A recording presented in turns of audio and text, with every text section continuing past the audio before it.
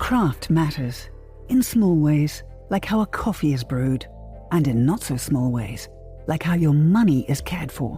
Which is why for 160 years, UBS has elevated banking to a craft. Tailoring unique strategies that combine human expertise with the latest technologies. All happening across 24 time zones and 12 key financial hubs. With you at the heart of it all. UBS. Advice is our craft.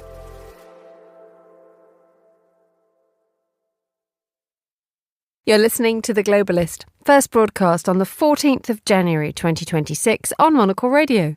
The Globalist, in association with UBS.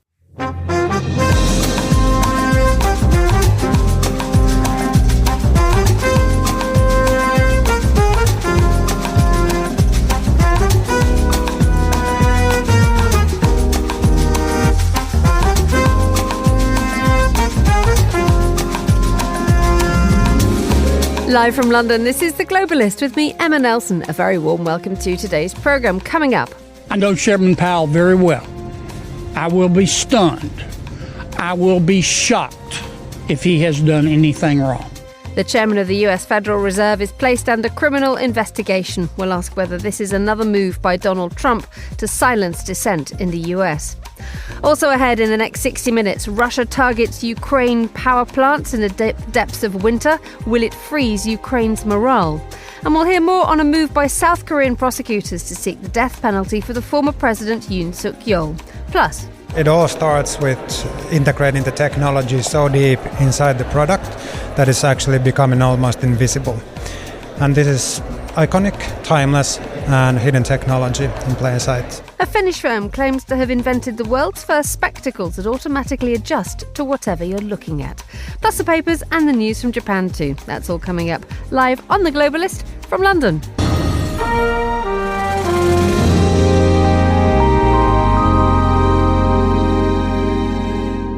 First, a quick look at some of the other stories we're following today. It's been reported that more than 2,400 people have now been killed during anti-government protests spreading across Iran.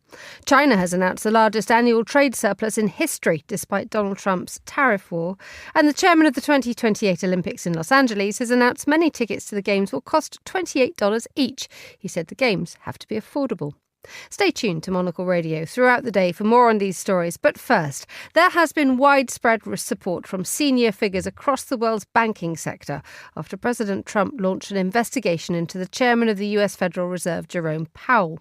In fact, the repercussions from the announcement have been felt globally, with fears that the investigation is a means by the White House to win a longer battle over the Fed's independence, especially when setting interest rates. Well, I'm joined now from London by the global economist and geopolitics expert, Cailin Birch. Very good morning to you, Cailin. Good morning. So where are we now with this investigation? Because it stems from a series of exchanges over Christmas, doesn't it? From between the Fed and also the US Attorney for the District of Columbia. Yes, that's exactly right. And that's been reported most recently because the pretext of the announcement of this investigation was that the Fed had been unresponsive to requests for more information from the DOJ, the Department of Justice. And it turns out now that we see kind of in the news this morning that actually 2 requests were sent over the Christmas holidays that weren't particularly urgent and didn't mention a criminal investigation. So it all does seem like a bit of political theater, which in fairness, we have seen many times over from the Trump administration to put these big issues kind of front and center and cast them in the light that they want. And at the heart of it is an argument about renovations at the central bank's headquarters. It's a rather strange pretext.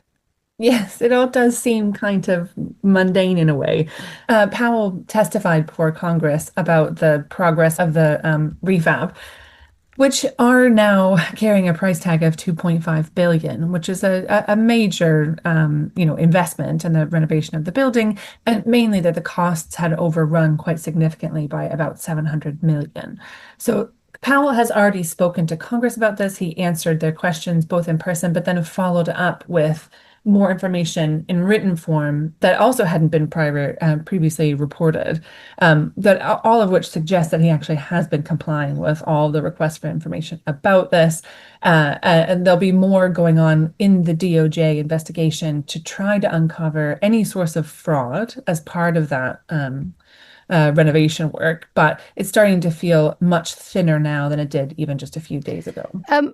At the heart of this is an argument that Donald Trump is effectively trying to remove the Fed's autonomy. How true is that? I think we can safely say now that this is the most kind of bald attempt at doing that. And the statement that we had from Powell on Sunday night, shortly after he received the subpoenas, was unbelievably direct and really took the administration head on. And I just can't emphasize enough how much of a departure that is from his approach so far, really in the second Trump term, remembering that he was appointed by Trump in his first term in 2017. But Powell so far has really just absorbed the pressure from the White House and continued to focus on his mandate of stabilizing the economy, focusing on inflation and jobs. The fact that he would kind of launch if you could call it an attack on the White House on Sunday with this comment, the 2-minute video statement he made was really exceptional and showed that they are digging in and are going to defend their record here. Everybody is fighting this in public, aren't they? Because we have Donald Trump saying yesterday that Powell is bad in a lot of different ways, but he's bad because his interest rates are too high. And we also have the prosecutor for the U.S. attorney for the District of Columbia, a former Fox News host, Jeanine Pirro, talking about the fact that this toing and froing about context, and it is ostensibly a very, very grubby public fight, isn't it? Yeah, definitely. But we've had a few of those already. And as you noted, the Trump administration has been putting extraordinary pressure on Powell throughout this term, which, again, in and of itself is absolutely unprecedented to kind of have that visible pressure for a particular decision on interest rates applied to the Fed chair. So it's in keeping with the pressure campaigns we've seen from the administration on particular public officials, but it just carries a lot more economic weight than anything else because it's all wrapped up in where public confidence lies with the Fed's decision making. And if there is any daylight between the Fed decisions and what the public and businesses think is going to happen with inflation, so what we commonly refer to as inflation expectations, if those start to be kind of divorced from what the Fed says their 2% target is, we'll start to see higher inflation be priced in already to kind of inflation setting mechanisms, to long-term bond yields and the overall premium on U.S. government debt. So even just the suspicion that the Fed was making decisions based on something other than the current state of the economy would be very bad for the economy. And we're heading that way now, really at the direction of the executive. We haven't seen tremendous turmoil in the markets in the last 24 hours since this investigation was announced. We've also seen the great and the good from the world of banking, the Christine Lagardes of this world, standing up and rallying around Powell. Is there a sense, actually, that we all know what is going on here and business is continuing as usual? Yes, I mean, again, fingers crossed, all will be calm. I think the fact that we had the sharp response from Powell in his video statement, step one, and then very strong responses from all the living former Fed chairs, some former Department of Treasury chairs, and these international counterparts are absolutely unequivocal. But then also crucially, we also had a statement by some members of the Senate Banking Committee, and specifically I'm thinking of Tom Tillis, who have said essentially that they wouldn't consider any White House nominations for the Fed until this matter is resolved, basically blocking, given how evenly divided that committee is, blocking any attempt to appoint a new Fed chair or a new Fed governor. So the response has been overwhelming and has been not in the White House's favor. So this says to markets, okay, that they can relax a little bit, and it probably isn't going to go down kind of the worst case scenario. So we're likely to still see markets be cautious but calm in the coming days. And I have to say, the bond market is the one kind of real signal that tends to be a warning to the White House. The only other time that we saw real instability in bond markets was around the March-April super hike in US tariffs that was announced around Inauguration Day. And it was only after, not the stock market, but only after bond markets started to look quite wobbly. So again, that long-term government debt cost, that the White House walked back for some of its more aggressive measures. So that kind of bond market, financial market response, but particularly from leaders, says to us probably this will be an actual check on the White House, which again is quite rare now. Indeed. And how long-term are the effects of that check on the White House, given the fact that everything with this story has suggested that this is a wider drive by Donald Trump to root out dissent, to overreach in terms of his power, and to actually send messages that, for example, if you're a Supreme Court justice contemplating a ruling against Donald Trump, woe betide you do this. There's a concerted feeling that there is a chilling effect attempted here. Yes, definitely. And unfortunately, the effect won't last all that long because Powell's term comes to an end in May. So he's only got a few months left. We're talking about a fight over a very short period of time. So I agree, it probably is a message being sent to his prospective replacements and the rest of the Fed board to say that the White House expects to see lower interest rates and they're willing to use every power kind of in their arsenal to make sure that happens. It does actually cast a lot of questions about the pick of a replacement process. If anything, Kevin Hassett, the chair of the Council of Economic Advisors for the White House, has been one of the front runners. He wouldn't have been as traditional a pick for the Fed chair. And that may actually make it harder now for the White House to get him approved if he were to become the eventual nominee, because essentially Congress is going to be looking for absolutely ironclad candidates with a long track record of good governance on the Fed. And they won't be as willing, perhaps, to consider other alternatives that the White House would like to have. Kaylin Birch, global economist and geopolitics expert, thank you so much for joining us on The Globalist.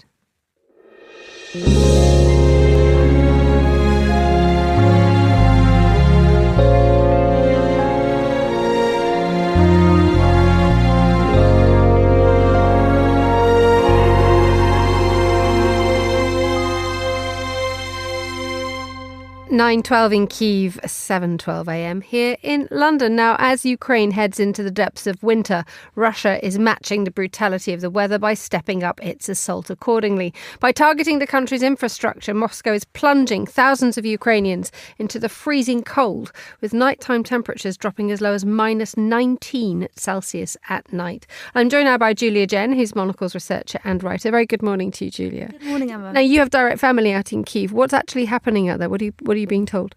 There are so many kind of moving parts.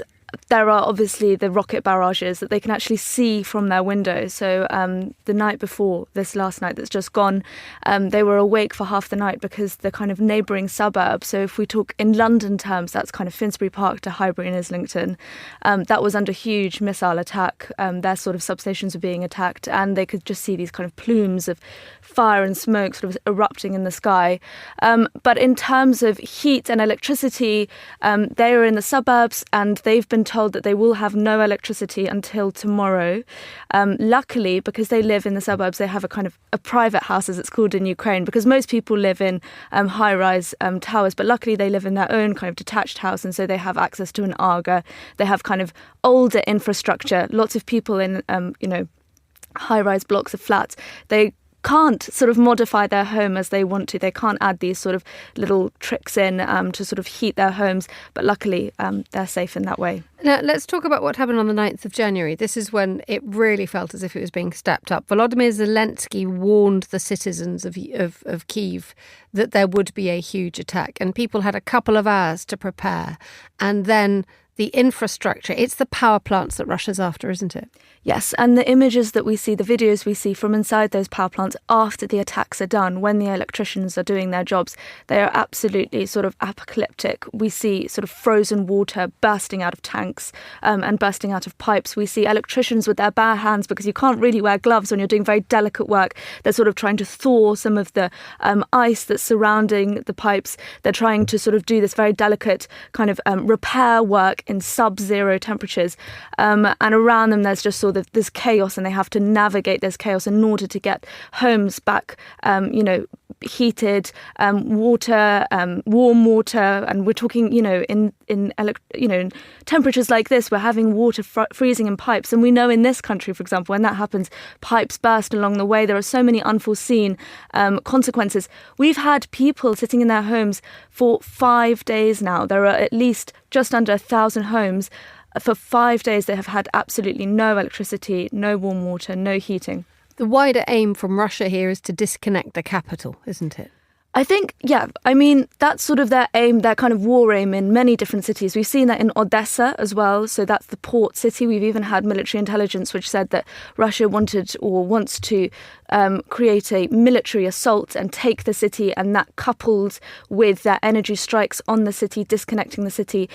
When attacks like this happen, they don't just affect people's homes, and how much that affects people's morale, but also they affect supermarkets, they affect trams, they affect schools, they affect nurseries, they affect lots of different things. We've had the mayor of Kyiv, Klitschko, calling for people to leave the capital. He also asked if, you do have electricity in your home, please take people in, please kind of be a good neighbour and take people in from other regions. But if your tactic is to shut down ordinary life, ask people to move into kind of villages and so on and so forth, then you are really isolating cities. And that is very much a war aim of Russia's. And indeed, how successful is it? Because obviously you're talking about what's happening on the ground, people trying to use, immediate dynamic tactics to try and make sure that they stay warm. That said, the longer term effect on the Ukrainian population is what? Well, of course, we'll see deaths. We'll see people dying from this, especially older people, more vulnerable people, babies. We actually have a family friend who's just had a baby and, she's sitting in her flat without the ability to warm her own newborn child properly. There isn't really a question of resolve, because I don't think Ukrainians can compare that situation to living under Russian occupation, which would be a much more grave threat in terms of physical violence, in terms of repression, in terms of torture, and so on and so forth. Ukrainians are very clear about what that is, what occupation looks like, because actually many parts of Kyiv and other cities in the east have actually suffered from occupation, so they know exactly how to compare those two situations. They have real life lived experience of that. But I think there is a growing sense of resentment, and actually there's an analyst that I follow very closely, Phillips O'Brien. We've had him before on the show. He is in Kyiv at the moment, and he is writing about this, and he's talking about the growing resentment that Ukrainians have, where things are still called aid when they come from Europe into Ukraine. And yet Ukrainians, by putting up with these conditions, he argues, are really aiding Europe, because they are creating that wall of resilience between Russia and Europe. Finally, domestically, the resilience of the President Zelensky. He's come unstuck this week, hasn't he? Because the Ukrainian parliament hasn't approved his choice of energy minister. This is obviously a hugely important role, given what we've just been talking about. How damaging is that to Zelensky's ability to govern? Well, I think there's been a lot of damage done in the last year, really. And in terms of these strikes that we're seeing now, a lot of people would argue that if there was proper preparation taken earlier, and if we had sort of programs, the electrician, for example, as a job in Ukraine, we need a lot of electricians. And not just in Ukraine. If we've seen blackouts as well in other European countries, we understand that sort of job is so vital to national security, something we didn't quite appreciate before. But I think, yes, the kind of next few days, I think today there will be another vital vote happening in Ukrainian parliament, and also for the head of kind of military intelligence and so on, these vital ministries to govern, continued sort of test on Zelensky's hold of power. Julia Jen, Monocle's researcher and writer, thank you as ever for joining me in the studio. It's 18 minutes past 7 here in London. You're listening to The Globalist. Craft is a matter of perspective, a unique outlook, an obsessive attention to detail. With UBS's Chief Investment Office House View, we're focused on identifying the latest investment opportunities and market risks to help you achieve your financial goals, so you get the big picture broken down into thought-provoking insights. Delivered daily and curated by over 200 globally connected, locally active analysts. UBS. Banking is our craft.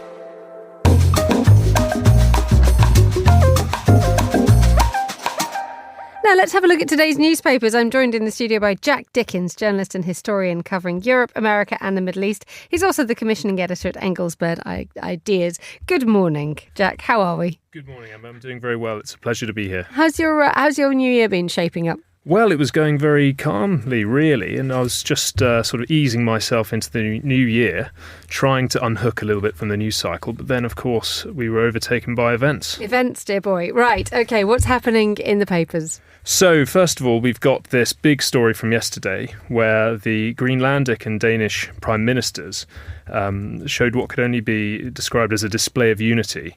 They held a press conference in Copenhagen where they made it very explicitly clear that Greenland should not be a part of the United States and that Greenland stands with Denmark. How surprised are we about this statement? Well, it's interesting. I think it's interesting that they felt the need to show this, like I said, united front, a display of unity, before they head to Washington to have discussions with the Trump administration. I think there had been some speculation in the administration in the US, but also in various press outlets around the world, that Greenland might be open to an offer from Trump, an offer that they can't refuse in the kind of Don Corleone style of politics that he likes to pursue. But I think this is made very clear now that Denmark and Greenland are at the moment united on this issue. And it is obviously very comforting for Denmark and also for Europe as well. I think it's comforting for Europe in one way. It's a kind of display of a united front, and it might cause some of the more hawkish figures in the administration to perhaps ease off or reconsider their position. However, I think it would be naive to think that this issue is going to go away. I think this is a long-term preoccupation for the Trump administration. Let's move to a story in the Times. Ramzan Kadyrov, the leader of Chechnya, a very famous and well-known figure in this part of the world, by all accounts at the age of 49, is ill, and to the point where this is serious. He's gravely ill. Yes, it's something quite intriguing about Kadyrov. He's almost like a figure from a kind of 13th century chronicle or a Nordic saga. But he is reported by the Novaya Gazeta, the Russian opposition website, to be gravely ill. Apparently he was in Moscow and admitted to hospital last week, and he failed to attend the state council meeting with President Putin. And obviously this, on top of various other geopolitical events, such as what's happened in Venezuela and Iran, will cause another headache for Putin. Tell us a little bit more about Kadyrov, because he is famous in Chechnya for running things, for human rights abuses, for extrajudicial killings and torture. Where does Kadyrov sort of sit in the great scheme of things? So you're right to say that Kadyrov has an iron grip on Chechnya. He's very much Putin's man. He's pro-Kremlin, and he in turn gets a lot out of having that Kremlin connection. So the arrangement essentially is that Kadyrov keeps a lid on unrest in Chechnya. That satisfies the Kremlin, because the Kremlin doesn't have to commit troops and treasure and blood to keeping that part of its federation quiet. So he's allowed a broad degree of internal autonomy, so long as he's unflinchingly loyal to Putin and the regime. Now, the fact that at the age of 49, apparently it's his pancreas and kidneys which are failing at speed. So at speed now, there is the hunt for the successor to Kadyrov, which in many ways seems a very, very difficult challenge. It is a difficult challenge, and as you always see with these strongman regimes, doesn't matter where it is in the world, the Middle East, North Korea, the succession always has to be very carefully orchestrated, and there are always fears about a succession crisis or a conflict over who should succeed the strongman, because it could plunge the country into chaos. Right. Let's move a little bit further into what's happening in Israel. Israel, and this is from the AI Monitor, Israel assesses Trump may opt for Iran strike despite protest crackdown. Tell us a little bit about what's happening here. So this is a fantastic article from a brilliant journalist, really, an Israeli journalist called Ben Caspit, who writes for Al Monitor, as you said. He has a lot of connections in Israeli intelligence and security circles, it's fair to say. And it's always interesting to get the view of Israeli officials, because they're obviously one of the major regional allies of the United States, but they're also very accomplished America watchers and Trump whisperers. So they believe that Trump ordering some kind of strike in support of the protesters in Iran is a matter of when, not if. They think this is going to go ahead. And explain to us a little bit, the reasons why they believe this and what nature this attack would take. So they believe that Trump, now that he has said very, very clearly and publicly yesterday on Truth Social that help is on the way for the Iranian protesters and that they should take control of their institutions, he won't want to be seen as setting down a red line that he then doesn't back up with force, and that he doesn't want the regime to rest up. And it's unlikely, very, very unlikely, that there'll be any boots on the ground. But what we might see is something that similar to what we saw last year, where the United States conducts airstrikes on strategic facilities linked with the Islamic Revolutionary Guard Corps and the regime in Tehran. So explain a little bit more the looking at Al-Molata's coverage of it. The view from Israel is what? Because obviously the connection between Israel and the United States, Trump and Netanyahu are politically close and allied internationally. What are the Israelis worried about here? Well, I think in terms of worries, I wouldn't necessarily say that they're concerned that a strike might go ahead. I think they want to be prepared, as always, if the United States does take some kind of unilateral action or seeks to coordinate some action in Iran with Israel. And you're right to say that actually it is a very important security relationship for them. So I think they just want to make sure that they're always in lockstep and moving in lockstep with their allies on such an important issue. Brilliant. Right, let's move finally to a story in the Times, which is fabulous. It's about 2 bronze statues in Malaga, which have been planned to be placed at the entrance of the port. And everybody says that they look like comic superheroes. Yes, exactly. They say it's like something from the Marvel universe. It's absurd. It's the city's Royal Academy of Fine Arts said that they're unbelievably pretentious and grandiloquent, that they have a certain kitsch appeal that they don't want to be associated with the city. So I think the consensus from a lot of people who live there is that these are completely tasteless. Tasteless, yet. I mean, you're going to have to describe them to me, because we're not exactly looking at, I'm just thinking of the Farnese Hercules, which you can see extensively, which is effectively all muscle. And I'm trying to work out what they're actually trying to achieve here. This is a tricky thing on radio. We have to describe things when we can't see them. Of course. No, I think that's a good point. It's certainly not the Villa Farnese Hercules. We have... I wouldn't compare it to that aesthetic achievement. There's going to be 2 statues. One will be an 11-metre tall Neptune with a kind of toga covering his private areas and big trident. And with him will stand a 5-metre tall Venus, who similarly will have a kind of tasteful coverings with various different pieces of foliage to make sure that nothing is inappropriate for tourists who might wander past the statues. So they're going to be huge, and they're also going to be very, very cheesy. They sound absolutely marvellous. I mean, the figures are conceived to sort of celebrate local character, aren't they? Because Neptune, with his fishing net, will be Malaga's maritime tradition, and Venus will be apparently it's holding the sun as a nod to the Costa del Sol. I mean, this is glorious, and one sort of like cannot bear help to think that you actually quite admire the people in Malaga for just their brazen chutzpah here, because they're pretty out there. I think I do admire it, and I certainly don't think McKinsey would have come up with this solution. But I think actually you do tap into something important here, and that is that these kinds of statues in ports are steeped in a tradition that goes back to the Greeks and Romans and to the ancient Mediterranean world, where a grand Colossus statue obviously stood at the harbour of Rhodes, guarding over its safety and security. But I imagine the fear from the Royal Academy of Fine Arts is that this might end up looking like something from the TV comedy show Benidorm, or perhaps Carry On, rather than the mighty Colossus that once bestrode Rhodes. Seriously, I can't wait for them to be built. Jack Dickens, journalist and historian, thank you so much for joining us on The Globalist. Thank you.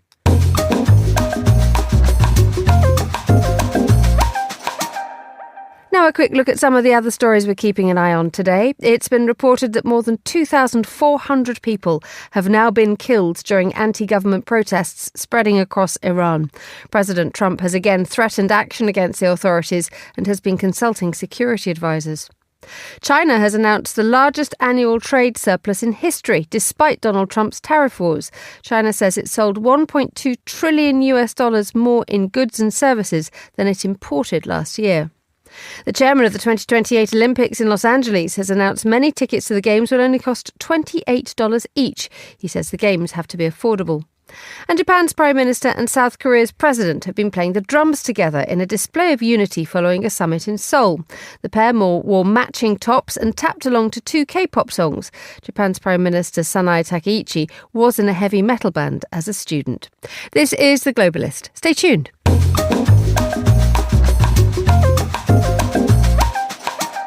Now let's take a look behind the headlines. Here's Monocle's Anita Riotto with the latest from Paris as the Louvre Museum raises the entry fee for some, but not all, of its visitors.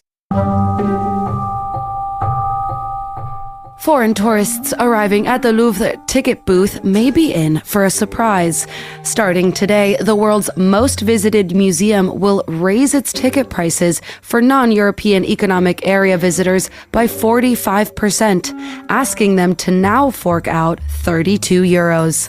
The price hike has caused quite the stir in France, with the museum's trade unions decrying the policy as shocking philosophically, socially, and on a human level. The Louvre was founded to bring art and culture into the lives of all socioeconomic classes, and a significant portion of its 500,000 artworks and artifacts come from outside of Europe. Can it really justify charging an Egyptian visitor more to see the Great Sphinx of Tanis than their French counterpart? Apparently so. The Louvre has defended the move due to the price increase, bringing in a reported €20 million a year needed to tackle structural issues. That would include restorations and state-of-the-art security upgrades. Though these needs are not to be underestimated, generosity and transparency are part of the institution's spectacle. Welcoming a staggering 9 million visitors annually from all over the world, the Louvre is more than just a museum. The glass pyramid has become a monolith to the world's cultural imagination. Everyone, regardless of nationality, should be able to ponder the Mona Lisa's smile or marvel at the winged victory equally. Monocle's Anita Riotto there in Paris. For more, you can sign up to our daily newsletter, The Monocle Minute, just by going to our website. You're listening to The Globalist.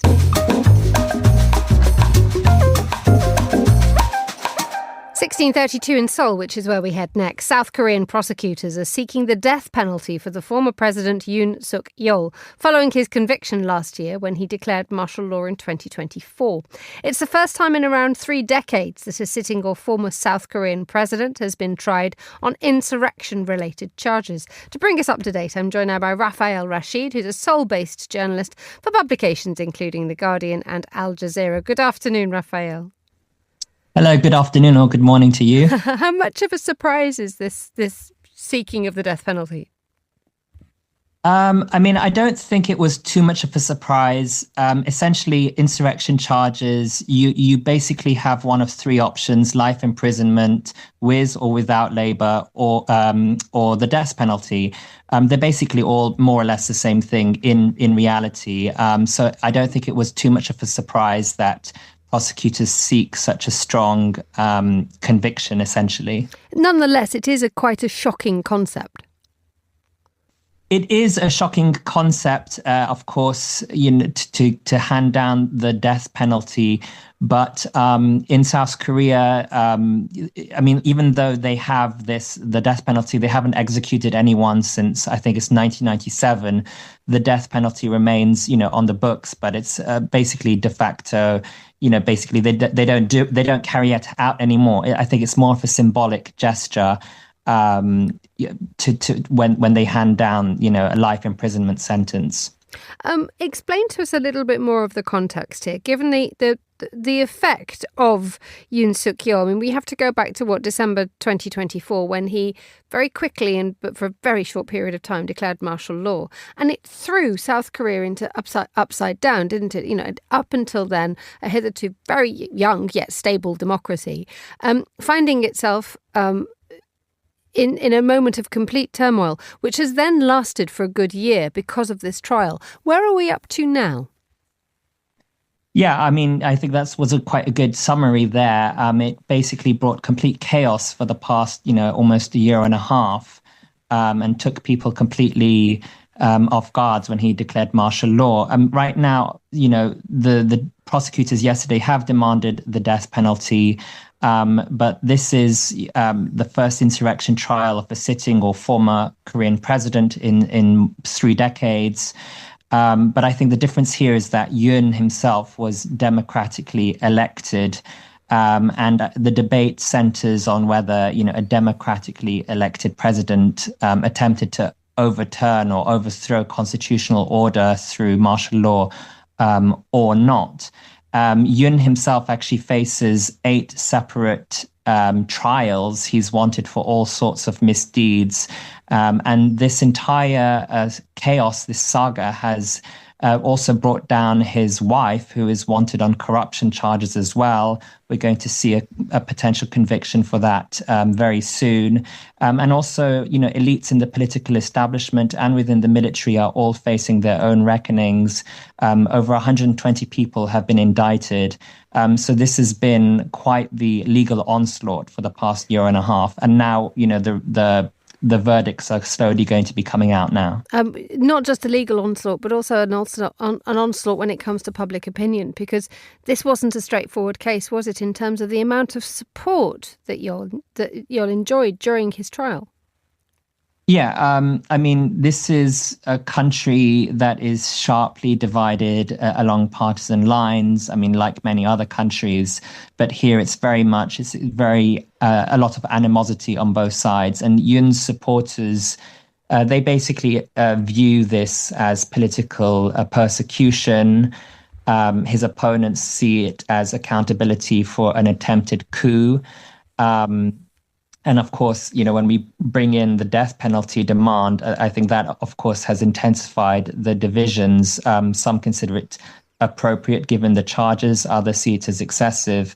But even, I think, this morning, the conservative flagship newspaper, the Chosun Ilbo, the headline basically said that the death penalty, requesting the death penalty, is an embarrassment to the nation. I think it's extremely even within conservative bloc, it's very embarrassing that this is basically happening in the 21st century when kind of dictatorships and authoritarianism were meant to be things of the past. And as a result, would the carrying out of the death sentence be something which is actually pretty much unlikely to happen? It's unimaginable. Yeah, it's impossible, essentially. It's impossible. I think the difference is, well, A, it's a symbolic move to ask for the death penalty, and B, of course, the prosecutors will aim high, and, usually the judge, when it comes to the verdict, will probably tone it down a bit. So we'll probably, if the judge does agree that this was an insurrection, then we'll bring it down to life imprisonment, which is also a bit easier to commute as a crime versus the death penalty. But, he will likely face many, many years in prison, as I said, many ongoing trials. But as happens with all the VIPs and presidents that face the courts at one point or another, they will likely be pardoned. Rafael Rashid, Seoul-based journalist for publications including The Guardian and Al Jazeera. Thank you so much for joining us. You're listening to Monocle Radio.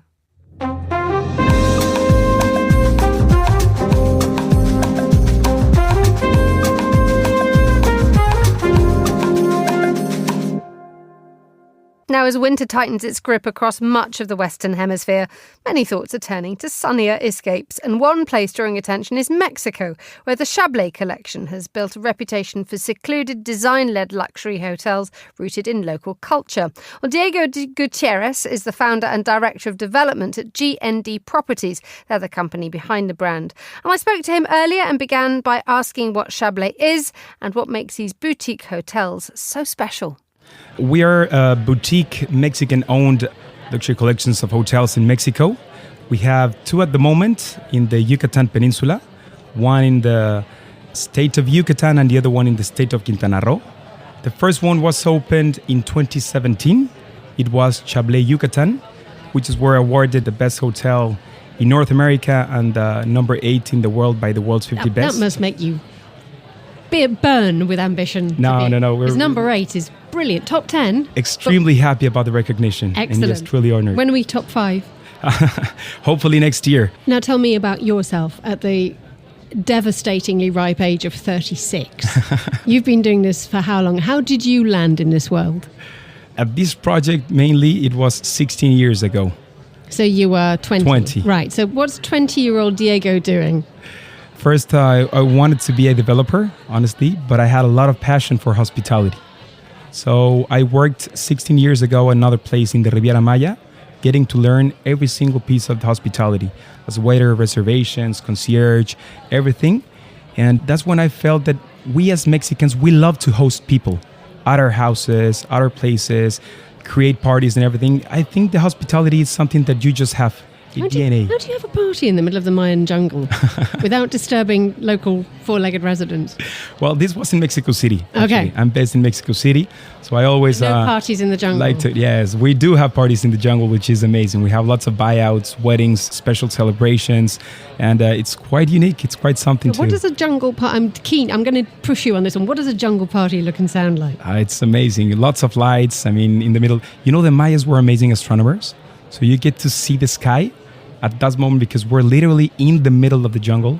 So imagine nice music, nice lighting, lots of friends, family, literally once again in the middle of the jungle. Do we get any jungle friends coming to say hello? All of the fauna that is nearby, yes, of course. Excellent. Do they turn up and want to gatecrash your party? Tell me a little bit more about you. You have a new project. It's taking a long time, and that is a very, very good thing. And this is all now going to be telling us about Mexican wine, which I am ashamed to say I have never drunk a drop of Mexican wine, but this is your next new project, isn't it? Precisely. It's called Valle de Guadalupe. It is on the northwest area of Mexico. So if you go to San Diego's International Airport, it's 1 hour and 45 minutes away. And it is a beautiful place, literally in the middle of the valley. It took us 6 years just to find that place. And we're developing now 70 rooms and 10 branded residences at that project. And yes, Mexican wine is getting to know even more nowadays. Grapes like Nebbiolo, Cabernet Sauvignon, Sauvignon Blanc, Chardonnay. So it's really nice Mexican wines. Would love for you to try it. Because you wouldn't necessarily associate, when you think about Mexico, you don't think of a wine-growing climate in many ways. So tell us a little bit more about what the rest of the world is missing out on here. This is a very special area, as you mentioned. I mean, the sea is about 30 minutes away where we are, so it's in high altitude as well. I mean, rare climate as well, so the grapes can deliver the best of themselves.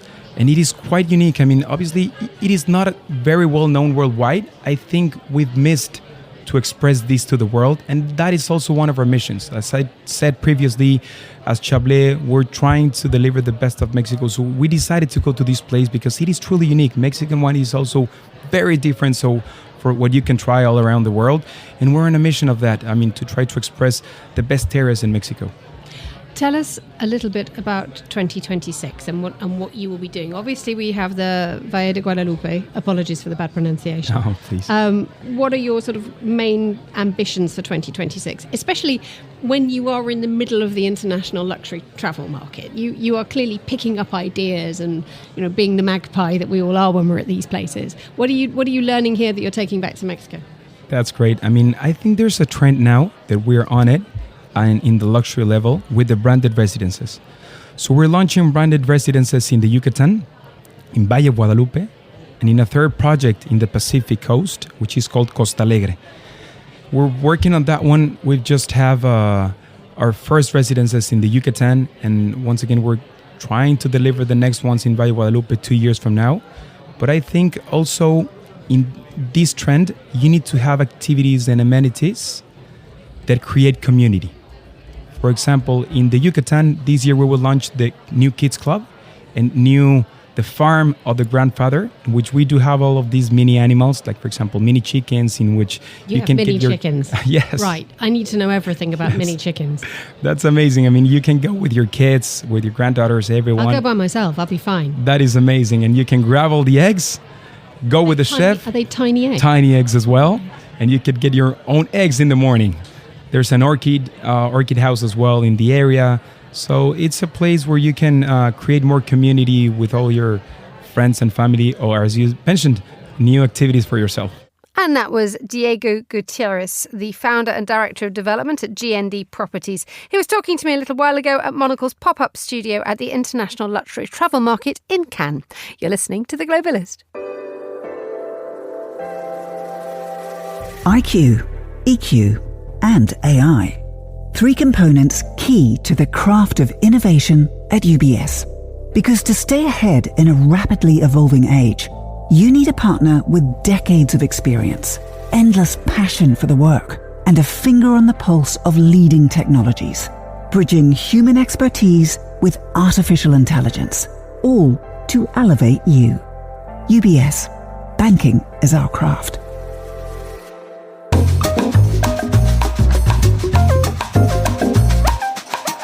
We head now to Finland on The Globalist, where a Helsinki-based startup is trying to do for eyewear what autofocus did for photography. IXI is a young company backed by fresh European investment, claims to have developed the world's first consumer-ready glasses that automatically adjust to whatever you're looking at.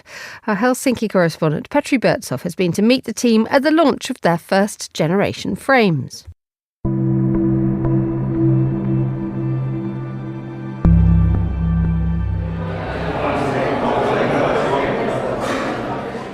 It's launch day for IXI, and while the company's technology has been whispered about in Finland's startup circles for some time, this is the first time they're letting people see the final product. IXI's promise is simple to explain, but extremely complex to engineer. Glasses that automatically adjust focus instantly, based on where the wearer looks. So how does that actually work? I put the question to the founder and CEO, Nico Aiden. There's one word describing them, which is autofocus, and if you think of the camera analogy, it's exactly the same. So you point and shoot, and then the camera adjusts automatically. We are doing glasses that do exactly the same. So whatever you're looking at, the glasses provide you the right focus, the optical power, so that you can actually see sharply. But autofocus vision correction is something that has defeated far larger companies than IXI. Traditional lenses are static.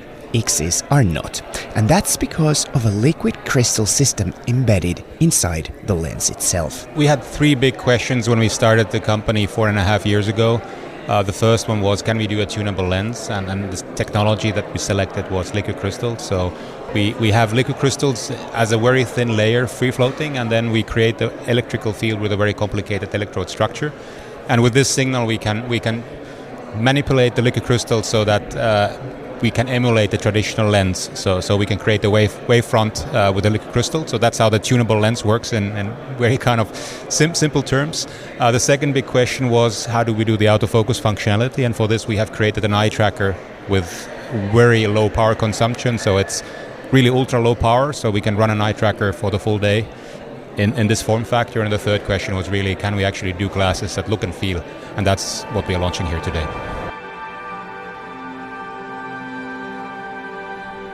And those glasses, well, they look surprisingly normal. Sleek acetate frames, not a hint of the electronics inside.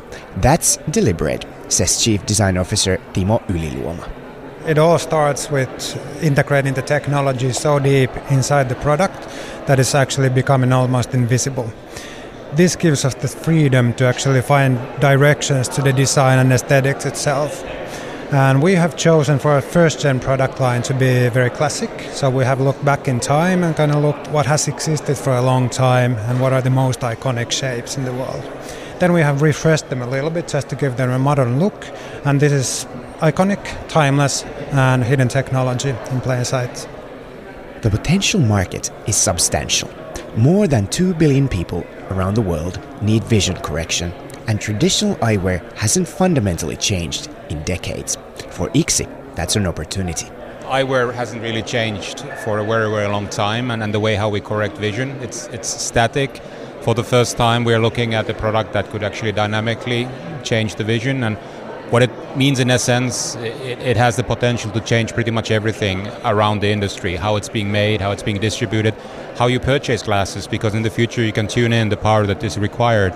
The glasses can also change and adapt towards your eyesight during the day. With an eye tracker, we have a good idea whether you are able to focus still or not, or whether eyes are tired. So all those things can be done in the future. So the impact will be massive. The company's frames are produced in Europe, and ICSI has built its manufacturing process in a way that can be scaled rapidly. Design takes place here in Finland, and for those launch models, that design included a lot of user testing. For all the sophisticated engineering inside the lenses, ICSI discovered that what users care about most is comfort. We constantly talk with our users and ask what they dream of and what are their pain points with their current and existing eyewear. And we actually found out that there is one single element that rises above everything else, what people really value with their eyewear, and it's the comfort and fit. So this is actually why we have also designed something that we call the true frame fit technology. So we can actually adjust the temples, the nose piece, and the pantoscopic tilt of the frame. While there's still work to do for ICSI, such as scaling manufacturing, securing distribution, and proving that autofocus eyewear is more than a niche, the company's ambitions are global. If its lenses work as promised, they may mark the biggest shift in everyday eyewear since the invention of the bifocal lens. For Monocle in Helsinki, I'm Petri Burtsov.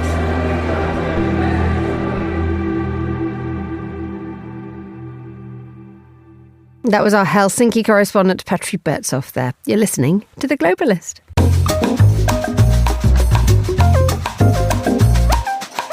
Finally, on today's programme, we head to Tokyo, where the time is, 16:50. Joining us for a roundup of all the news from Japan is our Tokyo Bureau Chief Fiona Wilson. A very good afternoon, early evening to you, Fiona. Hi, thank you, Emma. How's it looking where you are this evening? Yep, enjoying yet another sunny day. Don't mean to make everyone jealous, but no, another very clear day. Great views of Mount Fuji at the moment. I feel like every day I turn a corner and there suddenly, unexpectedly, is the great mountain itself. Beautiful. Right. What's happening where you are?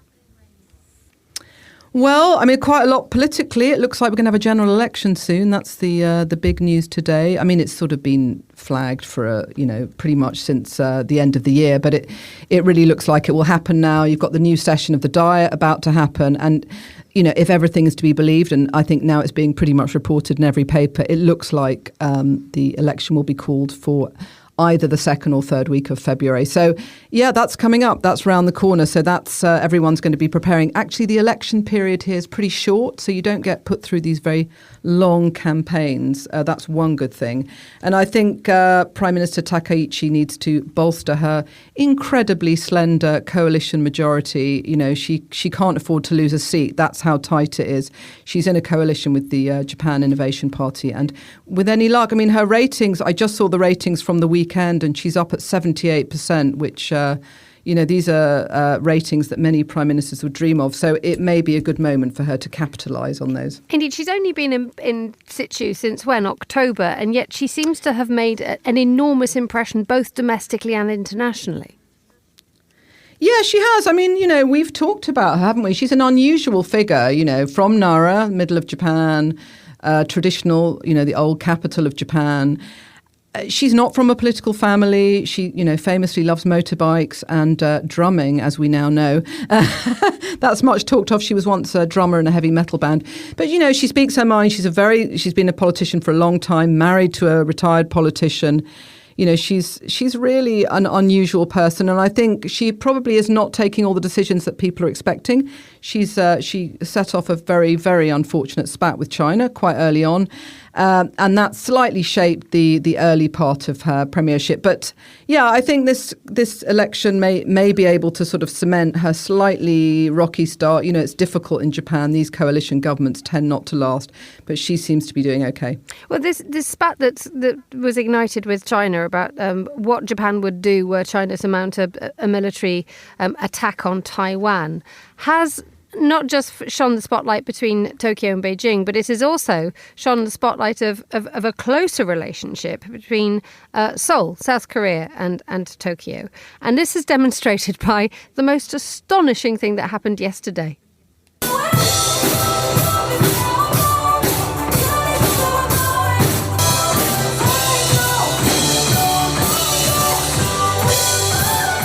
Now, that, for those of us who aren't absolutely sure what's going on there, is the Fiona. It's the president of South Korea and the Japanese Prime Minister banging it out on the drums to some K-pop. Pop, is that correct? What's happening, Fiona? I mean, that is correct. And even when you understand it, you still can't quite believe it, can you? I mean, the fantastic photographs, they're both in sort of blue uniforms, little bomber jacket, one with the Japan flag, one with the flag for South Korea. Yeah, I mean, so Takaichi is, as we've just said, is a drummer. And it seems that at APEC, he may have regretted it yesterday, President Lee of South Korea said he'd love to play the drums. So as a surprise at the end of this 2-day summit, he's here now. He was told, here you go, here's the drum kit. And the two of them sat down and bashed their way through a BTS song and that one you just heard, Golden, that sort of smash hit from last year. And, I thought, what a moment of soft power. I just could not imagine Xi Jinping pulling off the same thing. And I think it certainly points to the eccentricity of Takaichi that we've been speaking about. She does the unexpected, that's for sure. And it's a former heavy metal drummer in her that's coming out there. So she's basically setting a massive challenge to President Lee. Yeah, he was brilliant, though, I thought. And honestly, they're waving their sticks in the air. It looked like good fun, great photos. I mean, I just don't know. It was quite hard to process that. And then, of course, the Kante, the Cabinet Office, has posted a short video on their YouTube channel. I recommend everyone immediately runs to YouTube to watch that. It is so good. Yes, I agree. Extraordinary. If there's one thing you do today, look this stuff up. Right, let's move away from Japanese politics and to Japanese language instead. Yeah, so the Oxford English Dictionary, occasionally adds borrowed words from other languages, and they've just added a load of words from Japanese. I think the last time they did it was 2 years ago, and a lot of those words they added at that point were culinary. They all related to food culture. And it's interesting, the selection they've picked, there's 11 new words have gone into the Oxford Dictionary, Japanese words. Fascinating for me, because I thought, are these words really in currency in English? I must have been away for too long. Some of them, the washlet, the famous Toto washlet toilet, which is another great sort of weapon of soft power for Japan. The wash and blow loo with a heated seat, can't be beaten. Believe me, winters can't be survived without them, I'll be assuring you.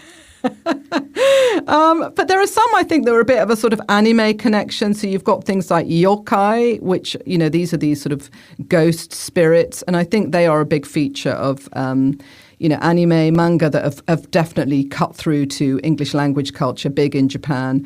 Some were a bit surprising to me. Naginata, which is I don't know. I thought, how on earth do you translate that? And it's described as a polearm. It's a weapon with a long wooden handle and a blade, and it's used in martial arts. I was amazed to find that was, frequently used or used enough to appear in English. You've got White Day, which is, March the 14th, the month after Valentine's Day. Japan's confectioners have created a day which is a sort of response to Valentine's Day. Here in Japan, Valentine's Day is when women give chocolate to men, to their colleagues. It's not really a day for romance. And White Day is the day in reverse. Men give chocolate to women. So that's gone into the language, White Day. Ekiden, which is this sort of very long relay race, which is very big in Japan. So, no, fascinating to me. It was, it's interesting to see what words people have picked up. Fiona Wilson, our Tokyo Bureau Chief, joining us on the line from Japan. Thank you so much for your update of what's happening where you are. And that's all the time we have for today's programme. The warmest of thanks to all my guests and to the producers, Laura Kramer, Tom Webb, Anita Ryota and Rima Takahashi. Our researcher was Annalise Maynard and our studio manager was Christy O'Grady with editing assistance by Steph Chungu. After the headlines, more music on the way. The briefing's live at midday here in London. The Globalist is back at the same time tomorrow. Join me for that if you can. But for now, from me, Emma Nelson, goodbye. Thank you very much for listening.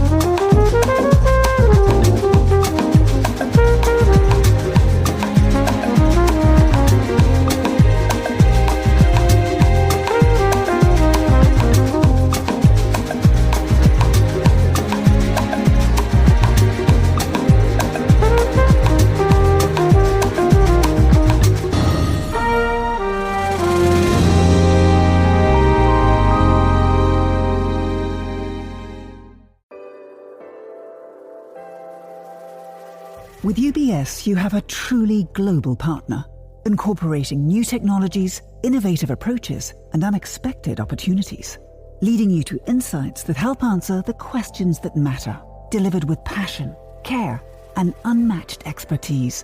Because it's about rising with the dawn each day, knowing that we can do even better. That's what banking is to us. Not just work, but a craft. UBS. Advice is our craft.